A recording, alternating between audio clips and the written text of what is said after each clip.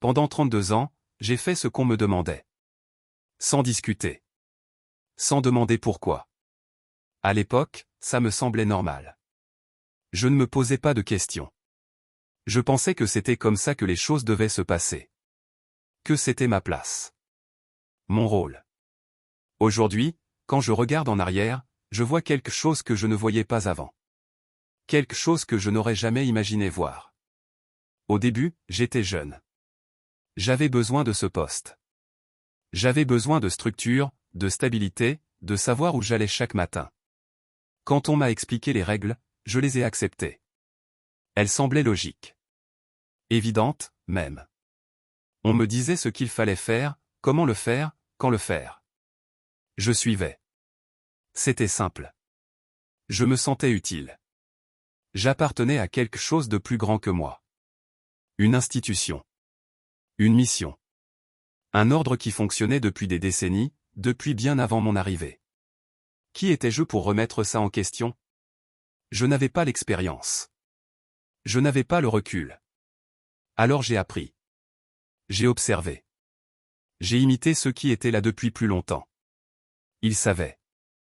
Ils avaient l'air sûrs d'eux. Ils ne se posaient pas de questions non plus. Pourquoi aurais-je dû en poser? Les premiers mois, tout était nouveau. Il fallait mémoriser les procédures, comprendre la hiérarchie, savoir à qui s'adresser et comment. Il y avait des codes. Des manières de parler. Des choses qu'on ne disait pas à voix haute. Des choses qu'on comprenait avec le temps. Personne ne m'a forcé. Personne ne m'a menacé. On m'a juste montré comment faire. Et j'ai fait. Parce que c'était ce qu'on attendait de moi. Parce que c'était ce que tout le monde faisait. Parce que refuser aurait signifié sortir du cadre. Et sortir du cadre, ça voulait dire devenir suspect. Différent. Compliqué. Je ne voulais pas être compliqué. Je voulais juste faire mon travail. Avec le temps, les gestes sont devenus automatiques. Je n'avais plus besoin de réfléchir. Mon corps savait. Ma voix savait. Mes mains savaient. Quand on me demandait quelque chose, je le faisais. Quand on me disait de ne pas faire quelque chose, je ne le faisais pas. C'était devenu naturel. Presque confortable. Il y avait une certaine paix dans cette obéissance. Pas de doute. Pas d'hésitation. Pas de nuit blanche à se demander si j'avais pris la bonne décision. Parce que je ne prenais pas de décision. On les prenait pour moi. Et moi, j'exécutais. On nous répétait certaines phrases. Toujours les mêmes. Des phrases qui revenaient dans les réunions, dans les couloirs, dans les consignes écrites. Et c'est comme ça. On a toujours fait comme ça. Ce n'est pas ton rôle de décider. Tu n'as pas tous les éléments. Fais confiance au système. Ne pose pas de questions, fais ce qu'on te dit. Au début, ces phrases me rassuraient. Elles me disaient que je n'avais pas à porter le poids des choix. Que d'autres, plus hauts, plus informés, s'en chargeaient. Que ma responsabilité était limitée. Claire. Définie. Avec le temps, ces phrases sont devenues des réflexes. Je ne les entendais même plus. Elles faisaient partie de moi. Quand je me posais une question, c'est l'une de ces phrases qui me répondait. Intérieurement. Automatiquement. Et la question disparaissait. Les années ont passé. 1, 2, 5. 10. À ce moment-là, j'avais déjà 10 ans dans l'institution. Puis 20. Puis 32. Chaque jour ressemblait au précédent. Je me levais. Je partais. Je faisais ce qu'on me demandait. Je rentrais. Je recommençais. Il n'y avait pas de drame. Pas de moment où tout a basculé.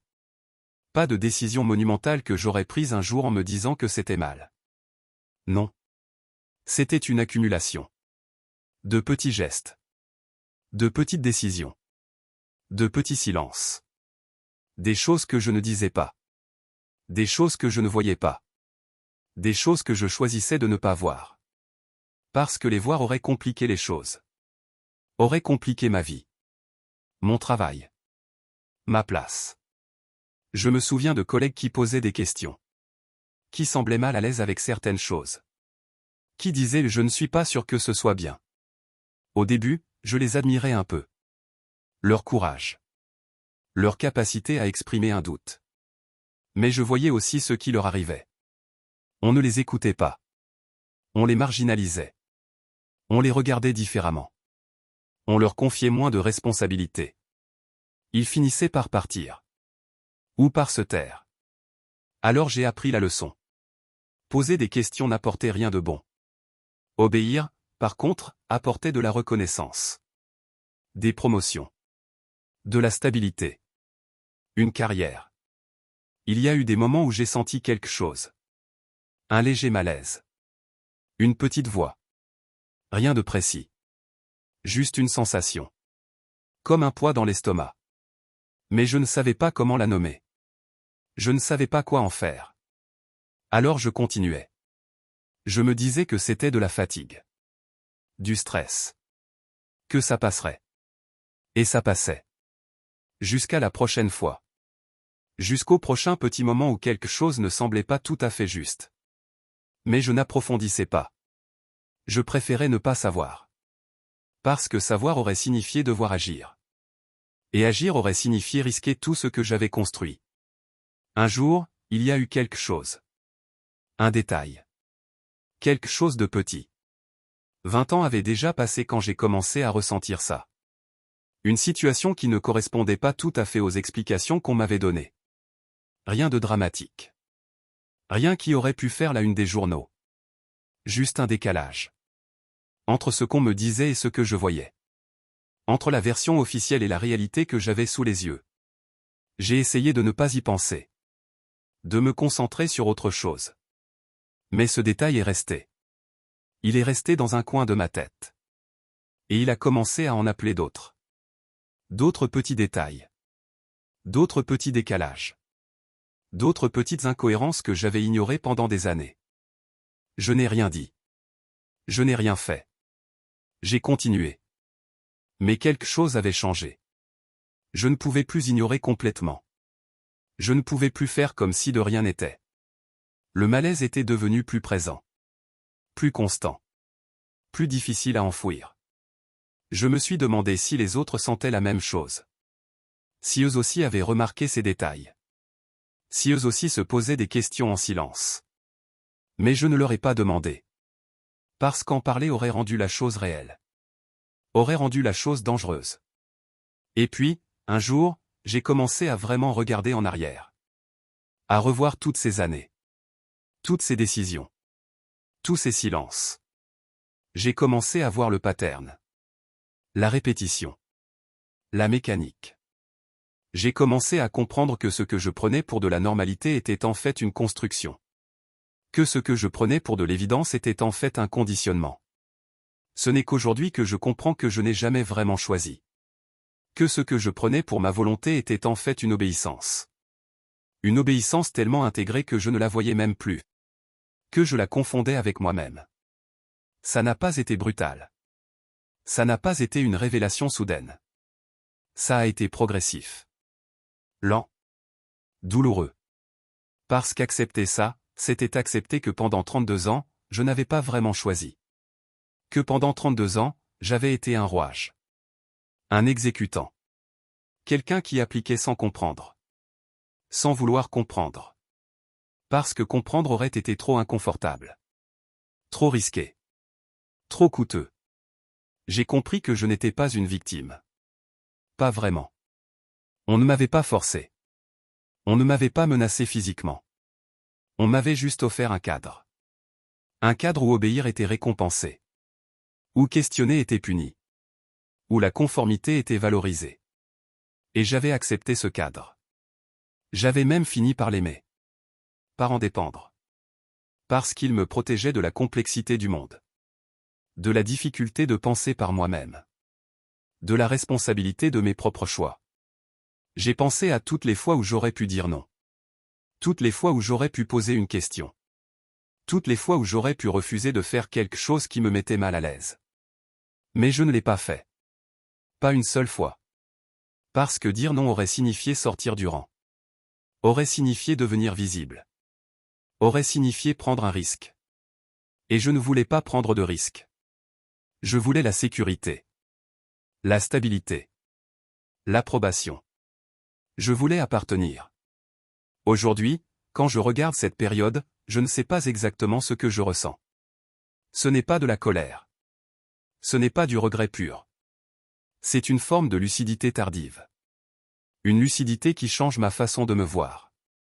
De voir ce que j'ai été. Je ne cherche pas à me justifier. C'était ma faute. C'était mon choix. Même si ce choix était conditionné par le cadre dans lequel j'évoluais. Et je dois vivre avec ça. Avec le poids de ces 32 années. Je ne sais pas si les autres comprendront. Je ne sais pas si ceux qui n'ont pas vécu ça peuvent vraiment comprendre à quel point c'est facile de glisser. À quel point c'est confortable de ne pas penser. À quel point c'est rassurant de laisser les autres décider pour soi. À quel point on peut passer des années, des décennies, sans jamais vraiment se réveiller. Sans jamais vraiment se demander si ce qu'on fait a du sens. Si ce qu'on fait est juste. Si ce qu'on fait correspond à ce qu'on est vraiment. Il y a des moments où je me dis que je devrais faire quelque chose. Parler. Témoigner. Expliquer. Mais expliquer quoi exactement? Que j'ai obéi pendant 32 ans. Que je n'ai jamais posé de questions. Que j'ai été un rouage parmi tant d'autres. Ce n'est pas une histoire spectaculaire.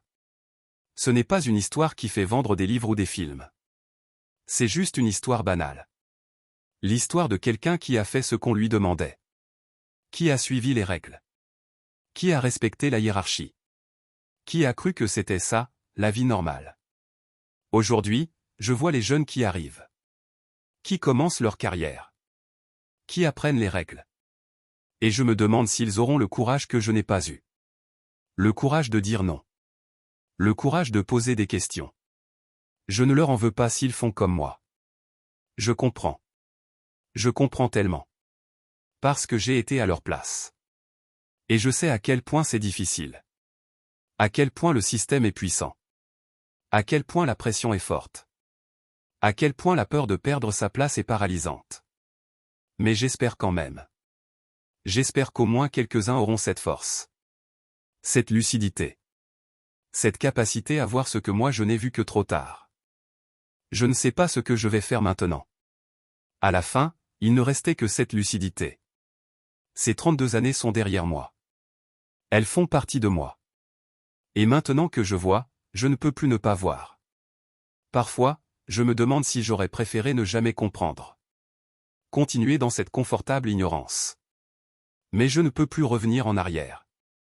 La lucidité ne s'efface pas. Il y a des nuits où je repense à des moments précis. À des situations où j'aurais pu agir différemment. Mais je ne l'ai pas fait. Et ces moments sont là, figés dans le passé, impossibles à changer. Je ne peux que les accepter. Je ne me vois pas comme un monstre. Je ne me vois pas comme un héros non plus. Je me vois comme quelqu'un d'ordinaire. Et c'est peut-être ça le plus effrayant. L'obéissance n'a pas besoin de monstres. Elle a juste besoin de gens normaux. De gens comme moi. Aujourd'hui, je comprends. Mais comprendre n'efface pas 32 ans. Comprendre ne répare rien. Comprendre ne change pas le passé. Comprendre me donne juste une autre façon de regarder ma vie. Une façon plus honnête. Plus difficile. Mais aussi plus vraie. Et peut-être que c'est tout ce que je peux faire maintenant. Regarder. Comprendre. Accepter. Et peut-être, si j'en ai le courage, témoigner. Pas pour me justifier. Pas pour me racheter. Mais simplement pour dire que c'est possible. Que ça arrive. Que l'obéissance peut durer toute une vie sans qu'on s'en rende compte. Et que quand on s'en rend compte, il est souvent trop tard pour changer quoi que ce soit. Sauf peut-être soi-même. Sauf peut-être sa façon de voir. Sa façon de comprendre. Sa façon d'être présent à ce qui reste de sa vie. Pendant 32 ans, j'ai obéi sans jamais poser de questions. Aujourd'hui, je pose des questions. Mais il n'y a plus personne pour y répondre. Il n'y a que moi. Et ce silence. Ce long silence qui suit la prise de conscience. Ce silence où je dois apprendre à vivre avec ce que j'ai été. Avec ce que je suis devenu. Avec cette lucidité tardive qui ne sert peut-être à rien. Mais qui est là quand même. Présente. Irréversible. Définitive.